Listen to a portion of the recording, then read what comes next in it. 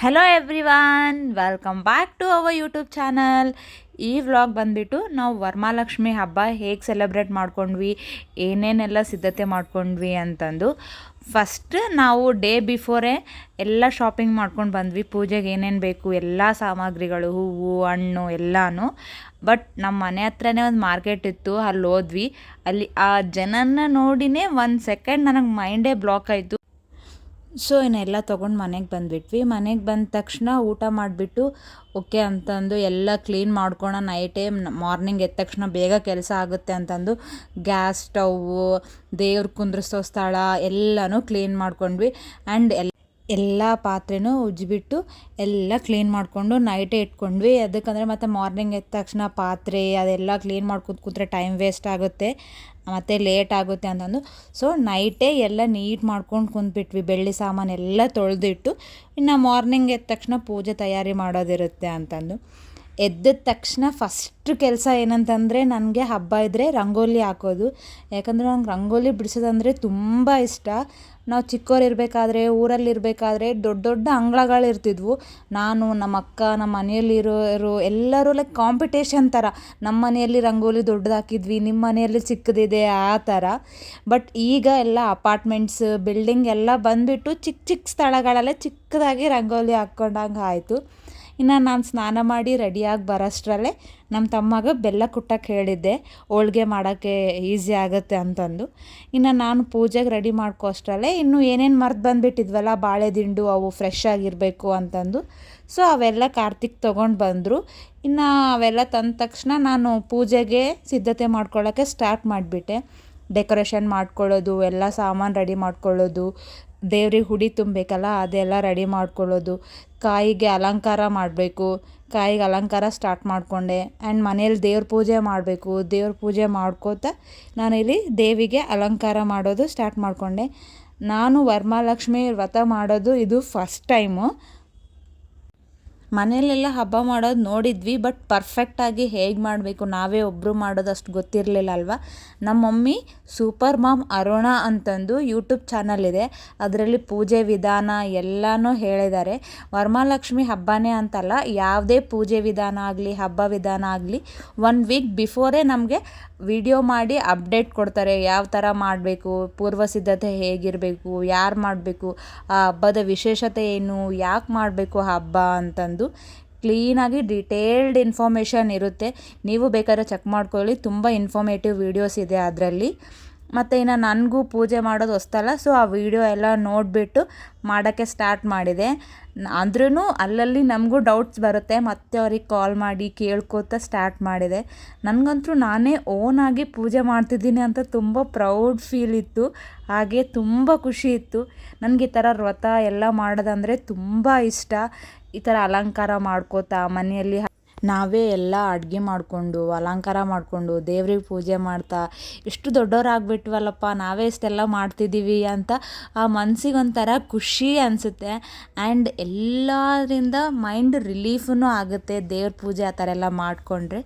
ಇವಾಗ ನಾ ಇಲ್ಲಿ ತೋರಿಸ್ತಿದ್ದೀನಲ್ಲ, ಈ ಮುತ್ತಿನ ಸರ ಇದೆಲ್ಲ ನಮ್ಮ ಮಮ್ಮಿ ತಂದು ಕೊಟ್ಟಿದ್ದು ನಮಗೆ. ಈ ಮುತ್ತು ಬಂದುಬಿಟ್ಟು ಪ್ಯೂರ್ ಮುತ್ತು, ಕನ್ಯಾಕುಮಾರಿಯಿಂದ ತಂದಿದ್ದಾರೆ. ನಾವೇನು ಇದನ್ನು ಡೈಲಿ ಯೂಸ್ ಏನು ಮಾಡಲ್ಲ, ದೇವ್ರಿಗಂತಲೇ ಸಪ್ರೇಟ್ ತೆಗೆದಿಟ್ಬಿಟ್ಟಿದ್ದೀವಿ. ನನ್ನ ಹತ್ರನೂ ಇದೆ, ನಮ್ಮ ಅಕ್ಕನ ಹತ್ರನೂ ಇದೆ, ಇಬ್ಬರಿಗೆ ತಂದು ಕೊಟ್ಟಿದ್ದಾರೆ.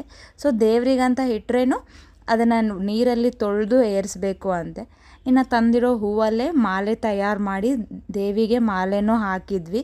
ಸೊ ಇದ್ದದರಲ್ಲೇ ಮಾಲೆ ಮಾಡಿ ಹಾಕಿದೆ ನಾನು, ಮಲ್ಲಿಗೆ ಹೂವಿಂದು. ಇನ್ನು ಮತ್ತು ಉಡಿ ತುಂಬಬೇಕಲ್ಲ, ಸೊ ಅದಕ್ಕೆ ಎಲೆಯಲ್ಲಿ ಕೊಬ್ಬರಿ, ಕಲ್ಸಕ್ರೆ, ಉತ್ತುತ್ತಿ, ಅಡಿಕೆ ಎಲ್ಲ ಇಟ್ಟು ಉಡಿ ತುಂಬ್ತಿದ್ವಿ. ಯಾಕೆ ಹಾಗೆ ತುಂಬ್ತಾಯಿದ್ದೀನಿ, ಸೀರೆ ಬಗ್ಲಲ್ಲಿ ಇಟ್ಟಿದ್ದೀನಿ ಅಂತಂದರೆ, ಸ್ಯಾರಿ ಮತ್ತು ಬ್ಲೌಸ್ ಎರಡೂ ಸೇರಿಸಿ ದೇವರಿಗೆ ಏರಿಸ್ಬಾರ್ದಂತೆ. ಸ್ಯಾರಿ ಆದರೂ ಏರಿಸ್ಬೇಕು, ಇಲ್ಲ ಬ್ಲೌಸ್ ಆದರೂ ಏರಿಸ್ಬೇಕು ಅಂದೆ. ಆ್ಯಂಡ್ ಸ್ಯಾರಿ ಏರಿಸ್ಬೇಕು. ಕೆಲವು ಜನ ಎಲ್ಲ ಉಡಿಸ್ತಾರೆ, ಇನ್ನೂ ತುಂಬ ಅಲಂಕಾರ ಮಾಡ್ತಾರೆ. ನಾನು ಮಾಡ್ತಾ ಇರೋದು ಫಸ್ಟ್ ಟೈಮ್ ಅಲ್ವಾ, ಸೊ ಅದಕ್ಕೆ ನಾನು ಜಸ್ಟ್ ಬಗ್ಲಲ್ಲಿಟ್ಟಿದ್ದೀನಿ. ಈ ದಿಯಾಸ್ ತೋರಿಸಿದ್ನಲ್ಲ ಈಗ, ಅವು ಬಂದುಬಿಟ್ಟು ನಮ್ಮ ಮಮ್ಮಿ ನನಗೂ ಹುಡುಕಿ ಹಾಕಿದ್ರಲ್ಲ ಮೊನ್ನೆ, ಅವಾಗ ಕೊಟ್ಟಿದ್ದು. ಆ್ಯಂಡ್ ಈ ಕಾಮಾಕ್ಷಿ ದೀಪ ಬಂದುಬಿಟ್ಟು ಮಮ್ಮಿ ನಾವು ಮನೆ ಚೇಂಜ್ ಮಾಡಿ ಹಾಲು ಉಗ್ಸಿದ್ವಲ್ಲ, ಅವಾಗ ಏನಾದರೂ ಬೆಳ್ಳಿ ಕೊಡಬೇಕು ಅಂತಂದು ದೀಪ ಕೊಟ್ಟಿದ್ದರು.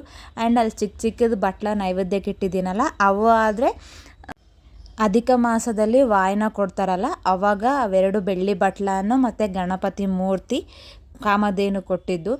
ಆಮೇಲೆ ಇನ್ನೂ ಹಾಗೆ ಒಂದು ಆ್ಯಡ್ ಆಗ್ತಾ ಇದೆ. ಈ ಕುಂಕುಮಭರಣಿ ಬಂದುಬಿಟ್ಟು ನಮಗೆ ಫಸ್ಟ್ ಟೈಮು ದೀಪಾವಳಿಗೆ ಫಸ್ಟ್ ಇಯರ್ನಾಗ ಹುಡುಕಿ ಹಾಕಿದಾಗ ಅವಾಗ ಗಿಫ್ಟ್ ಕೊಟ್ಟಿದ್ದು. ಇದೇ ಥರ ಮಮ್ಮಿ ಒಂದು ಕೊಟ್ಟು ನನ್ನ ಹತ್ರ ಇಷ್ಟು ಬೆಳ್ಳಿ ಸಾಮಾನಾಗಿದೆ.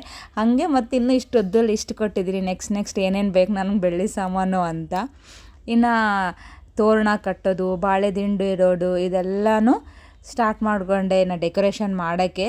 ದೇವರ ಅಲಂಕಾರ ಎಲ್ಲ ಆದಮೇಲೆ ಈ ಥರ ದೇವರ ಅಲಂಕಾರ ಮಾಡ್ತಾ ಹೋದರೆ ಒಂದಕ್ಕೊಂದು ಇನ್ನೂ ಹೆಚ್ಚು ಆಗ್ತಾನೇ ಇದೆ. ಇನ್ನೂ ಅದು ಮಾಡಿದರೆ ಚೆನ್ನಾಗಿರುತ್ತೆ ಅಲ್ಲ, ಇದು ಇಟ್ಟರೆ ಚೆನ್ನಾಗಿರುತ್ತೆ ಅಲ್ಲ ಅಂತಂದು. ಸೊ ಎಲ್ಲ ಇಟ್ಮೇಲೆ ಲಾಸ್ಟಿಗೆ ಉಳಿದಿರೋ ಹೂವಿನಿಂದ ಕೂಡ ಇನ್ನೂ ನಾನು ದೀಪದ ಸುತ್ತ ಹೂವಿನ ಡೆಕೋರೇಷನ್ನು, ಪ್ರಸಾದ ಇಟ್ಟಿರ್ತೀವಲ್ಲ ಆ ಪ್ಲೇಟ್ ಸುತ್ತ ಡೆಕೋರೇಷನ್, ಇನ್ನು ಹೂವಿನ ಡೆಕೋರೇಷನ್ ಮಾಡಿದೆ. 5 ನಮೂನೆ ಹಣ್ಣು ಇಡಬೇಕಲ್ಲ, ಆ ಹಣ್ಣಿಗೂ ನಾನು ಎಲ್ಲ ಮಳೆ ನೀರಲ್ಲೇ ತೊಳೆದು ಮತ್ತು ಅದಕ್ಕೂ ಅರಿಶಿನ ಕುಂಕುಮ ವಿಭೂತಿ ಹಚ್ಚಿದ್ವಿ. ಆಮೇಲೆ ಇನ್ನು ಎಲ್ಲ ಆಯ್ತಲ್ಲ, ಒಂದು ಲಾಸ್ಟಿಗೆ ಔಟ್ಪುಟ್ ನೋಡಿ ಹೇಗೆ ಬಂತು ಅಂತ. ನಾನು ರಂಗೋಲಿ ಔಟ್ಪುಟ್ಟು, ಇದು ಮನೆಗೆ ಹಾಕಿದ ತೋರಣ, ಇನ್ನು ನಾನು ಅಲಂಕಾರ ಮಾಡೋದು, ಈ ಥರ ಫೈನಲ್ ಔಟ್ಪುಟ್ ಬಂತು. ಸೊ ಇಷ್ಟ ಆಯ್ತಲ್ಲ, ಇನ್ನೆಲ್ಲ ಮುಗೀತೇನೋ ಅಂತ ಅಂದ್ಕೋಬೇಡಿ, ಇನ್ನೂ ತುಂಬ ಇದೆ. ಇನ್ನು ಮಾಡ್ತಾನೇ ಹೋಗ್ತಾಯಿದ್ದೀವಿ ಒಂದು ಆ್ಯಡ್. ಇನ್ನು ಡೆಕೋರೇಷನ್ ಎಲ್ಲ ಆದಮೇಲೆ ನೈವೇದ್ಯ ಇಡೋಕ್ಕೆ ಅಡುಗೆ ಪ್ರಿಪೇರ್ ಮಾಡೋಕ್ಕೆ ಸ್ಟಾರ್ಟ್ ಮಾಡಿದೆ.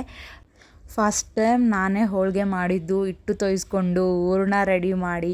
ಯಾವಾಗಲೂ ಮಾಡ್ತಿದ್ದೆ 1-2 ಮಮ್ಮಿಗೆ ಹೆಲ್ಪ್ ಮಾಡೋದು. 1-2 ಮಾಡಿದ್ರೇ ಎಷ್ಟು ಪ್ರೌಡಾಗಿ ಫೀಲ್ ಆಗ್ತಿದ್ದೆ ನಾನು ಮಾಡಿದೆ ನಿನಗೆ ಅಂತ. ಬಟ್ ಈ ಸತಿ ಕಂಪ್ಲೀಟ್ ಎಲ್ಲನೂ ನಾನೇ ಮಾಡಿದ್ದೀನಿ. ಆ್ಯಂಡ್ ನಾನು ಮಾಡ್ತಿರ್ಬೇಕಾದ್ರೆ ನಮ್ಮ ತಮ್ಮ ನಮ್ಮ ಮಮ್ಮಿಗೆ, ನಮ್ಮ ತಾತ ಅಜ್ಜಿಗೆ ನೋಡ್ರಿ ವಾಣಿ ಹೋಳಿಗೆ ಮಾಡಕತ್ತಾಳೆ ಅಂತಂದು ಅವ್ರು ವೀಡಿಯೋ ಕಾಲ್ ಮಾಡಿ ತೋರಿಸ್ತಿದ್ದ. ಅವ್ರು ಪಡೋ ಖುಷಿ ನೋಡಿ ನನಗೆ ಇನ್ನೂ ಖುಷಿ ಆಗ್ತಾಯಿತ್ತು. ನಮ್ಮ ಮಮ್ಮಿ ಆದರೆ ಫುಲ್ ಪ್ರೌಡಾಗಿ ಫೀಲ್ ಆಗ್ತಿದ್ಲು, ನನ್ನ ಮಗಳು ಎಷ್ಟು ದೊಡ್ಡವಳಾಗ್ಬಿಟ್ಲಲ್ಲ, ಎಲ್ಲ ಅವಳೇ ಮಾಡ್ಕೊತಿದ್ದಾಳೆ ಅಂತ. ಅವ್ರ ಮಾತು ಕೇಳಿ ನನಗೆ ಇನ್ನೂ ಪ್ರೌಡಾಗಿ ಫೀಲ್ ಆಗಿ ಇನ್ನೂ ಒಂಥರ ಎಂಕರೇಜ್ಮೆಂಟ್ ಥರ ಸಿಕ್ತು ನನಗೆ. ಸೊ ಅದು ನಾವೇ ಮಾಡ್ತಿರ್ಬೇಕಾದ್ರೆ ಅದು ಉಲ್ಲಾಸ ಮೊದಲೇ ಇನ್ನೂ ಇರುತ್ತೆ. ಯಾರಾದರೂ ಸ್ವಲ್ಪ ಹೊಗಳಿಬಿಟ್ರೆ ಇನ್ನೂ ಜಾಸ್ತಿ ಆಗುತ್ತೆ. ಸೊ ಆದಮೇಲೆ ಪ್ರಸಾದ ಎಲ್ಲ ರೆಡಿ ಆದಮೇಲೆ ದೇವ್ರ ಮುಂದೆ ಪತ್ರೋಳಿಯಲ್ಲಿ ಎಲ್ಲ ಏನೇನು ಮಾಡಿದ್ವಲ್ಲ ದೇವ್ರ ನೈವೇದ್ಯಕ್ಕೆ ಅದನ್ನೆಲ್ಲ ಹೊಂದಿಸ್ತಾ ಇದ್ದೆ. ನೋಡಿ ಎಷ್ಟು ವೆರೈಟೀಸ್ ಮಾಡಿದ್ದೀನಿ. ಹೋಳಿಗೆ, ಚಿತ್ರಾನ್ನ, ಕೋಸಂಬರಿ, ಅನ್ನ, ಸಾಂಬಾರು, ಮೊಸರನ್ನ, ಬಜ್ಜಿ ಎಲ್ಲನೂ. ನೋಡಿ ಎಲ್ಲ ಮಾಡಿದ್ಮೇಲೂ ಏನೋ ಒಂದು ಮರ್ತಿರ್ತೀವಲ್ಲ, ಅದೇ ಥರ ನಾನು ಅರ್ಶಿನ ಕೊಂಬು ತಯಾರು ಮಾಡೋದೇ ಮರ್ತೋಗಿದ್ದೆ. ಸೊ ಅದಕ್ಕೆ ದಾರಕ್ಕೆ ಅರ್ಶಿನ ಕೊಂಬು ಕಟ್ಟಿ ಅದನ್ನು ಫೈನಲ್ಗೆ ಆಗಿಬಿಟ್ಟೆ. ಸೊ ಎಲ್ಲ ಆಯಿತು ಅಂತ ಅಂದ್ಕೊಂಡೆ. ಆದ್ರೂ ಇನ್ನೂ ಏನಾದರೂ ಮರ್ತಿದ್ದೀನಾ ಏನೋ ಅಂತ ಡೌಟ್ ಬಂದು ಒಂದು ಸತಿ ನಮ್ಮ ಮಮ್ಮಿಗೆ ವೀಡಿಯೋ ಕಾಲ್ ಮಾಡಿ ಎಲ್ಲ ತೋರಿಸಿದೆ.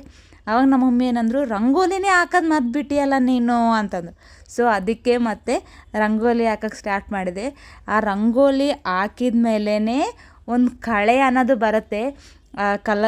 ಚಿಕ್ಕದಾಗಿಯೇ ಅದೆಷ್ಟೇ ಸ್ಪೇಸಲ್ಲಿ ಚಿಕ್ಕದಾಗಿ ರಂಗೋಲಿ ಬಿಡಿಸಿದೆ.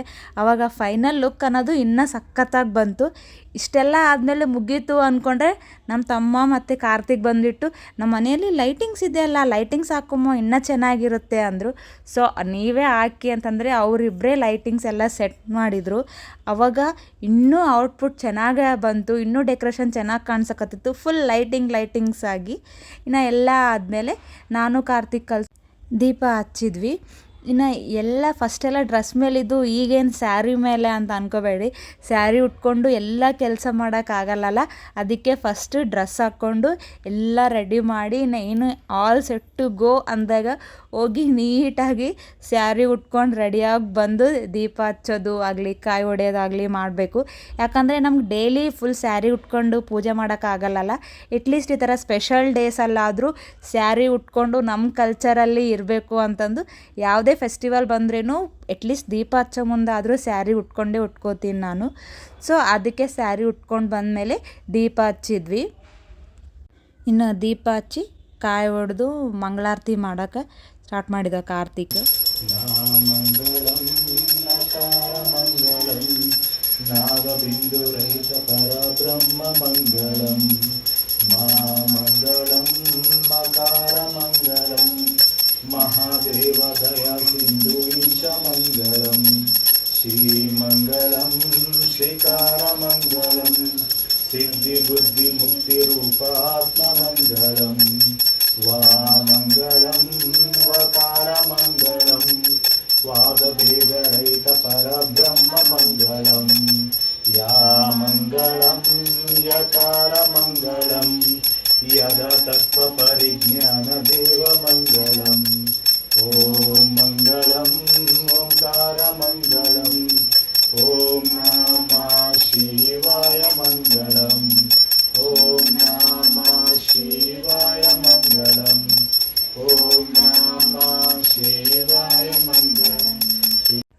ಕಾರ್ತಿಕಿಗಾದರೆ ಹಾಡುಗಳೆಲ್ಲ ಚೆನ್ನಾಗಿ ಬರುತ್ತೆ, ಯಾಕಂದರೆ ಶಿವಮಾಲೆ ಅದೆಲ್ಲ ಹಾಕಿದಾಗ ಅವರು ಡೈಲಿ ಹಾಡಾಡ್ತಾರೆ ಅಲ್ವಾ.